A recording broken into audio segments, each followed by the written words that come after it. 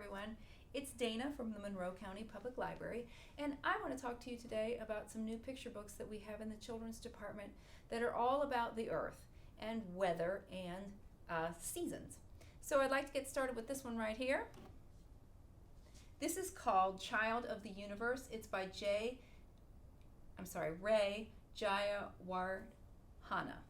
And I apologize if I'm not pronouncing that correctly. And the illustrator is Raul Colon, and he has done many illustrations, and he's actually won some awards for his illustrations. This one is done in poetry form, and it's basically about children being connected to the earth.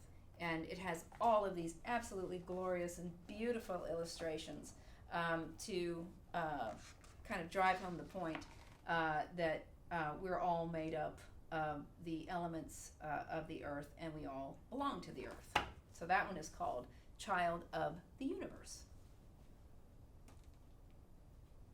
This one is also about the earth and feeling connected to the earth. This is called My Friend Earth, and it is written by Patricia McLaughlin, and it's illustrated by Francesca Sana. And also Patricia McLaughlin is also an award-winning author. So this is My Friend Earth, and this goes through the seasons. This does have cutouts, just so that you know. It has some lift the flap in it, so I know for some of you that might be a concern. But it goes through the seasons, so it talks about how the earth wakes up in the spring, and it goes through the summer, and all of these have these beautiful little cutouts in the page. And then of course it ends, that's fall, and then it ends with her helping the bears hibernate, and then the earth wakes up again in the spring. So this one is called My Friend Earth. This is about hiking, and it's called The Camping Trip. It's also has some social emotional elements to it as well. It's about two girls who are going camping, and one of the girls has never been camping, and the other one is an expert camper.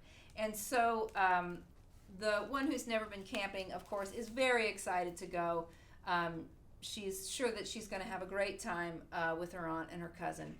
But when she gets there, camping is a lot of hard work. When they go swimming in the pond is not like the pool where you can see the bottom and you can touch the bottom. So it makes her a little bit nervous. The hiking is very exhausting, and she eats all of her snacks and drinks all of her water. And then at night, when it gets dark and they're in their tent, she's not so sure she can sleep. It's a little bit frightening out there. And so her cousin has a good idea, and her aunt, they take her out so that she can see all of the stars and to not be afraid anymore. So it's a really lovely book called The Camping Trip. This one is called Green on Green. This one is very much like the My Friend Earth book. It goes through the seasons, but it just follows one child through the seasons. And the pictures are very bright. People are, represented coming from all different backgrounds. There are not a lot of words in this book, so it's a pretty quick read. But the illustrations are really engaging, and I think children will really like it. And again, this one ends at winter. This book, the title is Sunny, and it's by Celia Crampine. And this book mimics very much a book called Suddenly, if you're familiar with that book, where it follows someone through a series of events that they're on a plane, and suddenly the engine starts to fail, and luckily they had a parachute, but then suddenly something else happens. So this one is about a girl who goes out in the rain, and she enjoys the rain, where most people do not. Where this one, the repeat phrase is, now most people would say that being pulled through the air by an umbrella was a bad sort of situation, but not Sunny, who felt like a bird soaring high above the little town below. And so then that is what repeatedly happens over and over again until finally Sunny has to admit things are not good. But then all the birds come to her rescue. They save her little boat, and she is merrily on her way to school. And that's called Sunny. This here is The Moon Keeper, and this is a great book to explain the phases of the moon. It's not a technical book, it's not a scientific book, but it does show what happens to the moon. A bear really loves the full moon, but as time goes on, he's afraid that the moon is disappearing, until finally a little bird explains to him not to worry, that the moon will in fact be back. And of course, then it does come back. So it's a nice, very basic and beginning way to introduce the concept of the phases of the moon. This is about a storm and what happens in a storm, and that they can be frightening, but at the end of the storm, generally there is a bright sunny day. And so it starts out with a bright sunny day, but then the clouds begin to roll in, and then you get a storm, and then finally the storm passes and you get a bright sunny day. The illustrations in this, I would call this retro, but they're really well done. Again, this is bright, cheery pages, lots of beautiful animals. Even the rainstorm is very intriguing to look at, I think, for some children, where the sky is black and gray and there's lightning and thunder and all kinds of things, and staying inside and watching it. So this is When the Storm Comes by Linda Ashman, and it's illustrated by Taeyoon Yu, and I'm not quite sure if Taeyoon is the way you pronounce that, but Yu is the last name, Y-O-O. This is a classic, Over in the Meadow, by Jane Cabrera, and this is the song Over in the Meadow. So if you're familiar with it, over in the meadow in a snug beehive lived an old mother bee and her little bees 5. Buzz, said the mother, we buzz, said the 5. So they buzzed and they buzzed in their little beehive. And so then it goes through with the frogs, and then finally you end up with the entire meadow over in the meadow while the mothers are away. Can you count the babies? They'll all come out to play. So then the children have a chance to count the 5 bees, the 6 frogs, and etc., etc. So this is a very sweet book, and beautiful illustrations as well. This is Hike. This is a terrific book about hiking and the preparation that you have to do in order to go on a hike, but all the wonderful things that you'll see when you're there. This is a wordless picture book, so the children can follow along. And wordless picture books are very good for teaching sequence in a story, that you know that the sequence that happened in one page, you're going to get another sequence of events in the next page. And so where this is very obvious, clearly they walked up this path. Now, this is where lots of good conversations can happen. Do you think that they're up at the top?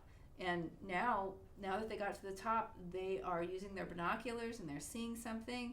And this child is starting to discover all kinds of things while they're up there. And then it looks like it's so high up, maybe there's snow. They got in a snowball fight.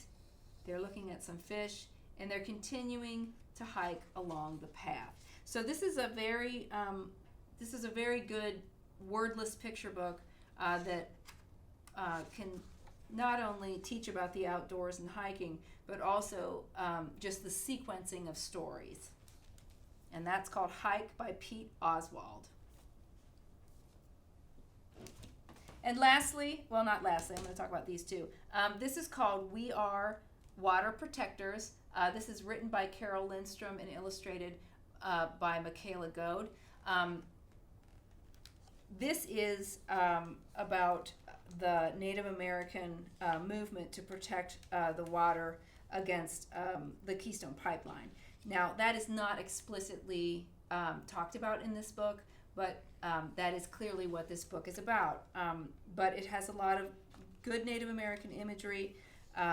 It has a very positive message. It also shows Native American people as a culture that is living today. A lot of times, children's literature has shunned away from showing Native Americans as a contemporary group of people, instead dressing them in their traditional clothing, which is perfectly fine, but also making it seem like Native Americans are not a culture who are alive today, when in fact they are, and it's a very vibrant culture. One of the ways that makes me feel better when I buy books about Native America is to check out who the authors are. And both of these, the author and the illustrator, are enrolled in Native American tribes. So this one is a Ojibwe, and this one is Tlingit. So that makes me feel better knowing that this story was written by Native people. And that one is called We Are Water Protectors. Now, there is a new series by, or featuring, the characters of Sesame Street, and they are all about taking care of the earth. So here's this one called It's Earth Day Cookie Monster, and it has a lot of sweet, engaging pictures in it, very colorful, and with a lot of the Sesame Street characters. It goes through what Earth Day is, what recycling is, how to take care of the outdoors, and so this is a nice, simple book to introduce the concept of Earth Day. Big Bird takes us through how to fight pollution, and it's really basically the same concept, only a few words on the page, and then every page has a Sesame Street character that kids can connect to. And lastly, of course, we would have Reduce, Reuse, and Recycle with Oscar. Who else? So, again, not to belabor the point, but these are nice books for preschoolers. They have a lot of white space, so it's very easy for them to concentrate on what's going on the page. Not a lot of text, and it helps that familiar characters show up. So that was the Sesame Street series. Thank you for listening about the new books that we have at the Monroe County Public Library about the earth and seasons and the great outdoors. And please come and visit us if you would like us to help you look at these new books. Thanks.